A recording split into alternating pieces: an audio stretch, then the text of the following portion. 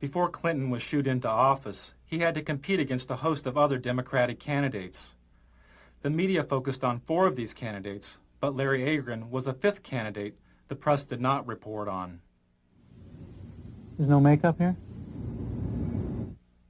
During the 1992 U.S. Conference of Mayors, the New York Times reported that, quote, "Dozens of mayors seem to agree on one thing. The single candidate who truly understands urban needs is Larry Agran," unquote. They promised to bring this stuff over. None of the networks mentioned Agran's presence at the convention. How about if I run over that Super Saver? One of Agran's staff had to run over to the Super Saver and buy some makeup because the network had broken its promise to provide it. This was typical of the media's treatment of Agran. When he appeared at this Democratic Candidates Forum, this Associated Press photo simply cropped Agran out of the frame. During the New Hampshire primary, the TV news reported the polling numbers of the top 5 Democratic candidates: Brown, Clinton, Harkin, Kerry, and Tsongas. When Agran moved into a 3-way tie with Harkin and Brown with 2% of the vote, most of the TV news didn't mention Agran. The day Bill Clinton captured what may have been the most valuable airtime of the entire election, as he spoke to 50 million viewers about his alleged affair, was the same day that a poll showed Agran's support at 4%. He had passed Brown and was the 5th leading candidate. When ABC's Sunday Evening News reported this poll, they simply deleted Agran entirely by not reporting his candidacy.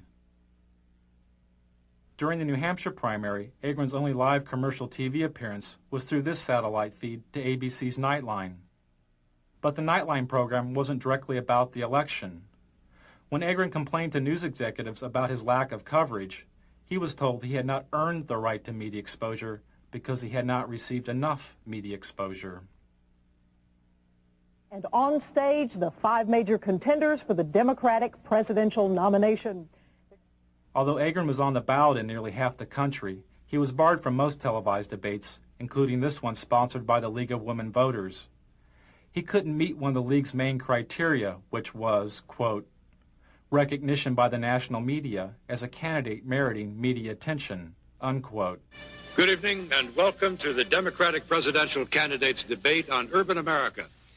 Agran wanted to debate on urban America, calling for a 50% cut in defense spending and the reinvestment of some of that money into America's decaying cities. We are going to be coming to you, live from Lehman College, and you'll hear a bit of a disturbance in the background, but we'll go on with that in any case. The disturbance is Larry Agran asking to be included in the debate so that he can explain his plans for defense cuts and urban revitalization.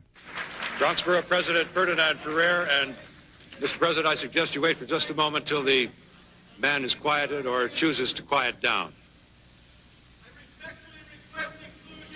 All right, Mr. Agran was quickly arrested. His court date fell on the first day of the Democratic National Convention.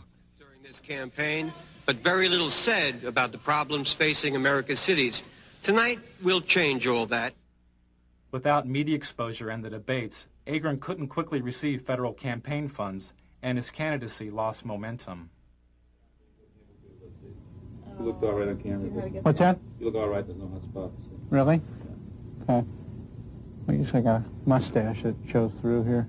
Okay, why don't you go get some stuff, I Mike? am going to go. Oh, yeah. There we go.